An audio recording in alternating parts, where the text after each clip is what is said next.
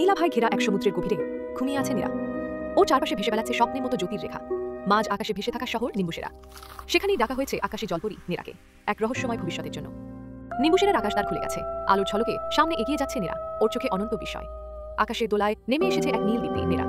সে চুপচাপ তাকিয়ে আছে নিচে ভেসে থাকা শহরের দিকে। একটি নীল পাথর স্পর্শ করতেই নীরার চারপাশে ঘিরে ধরেছে আলো।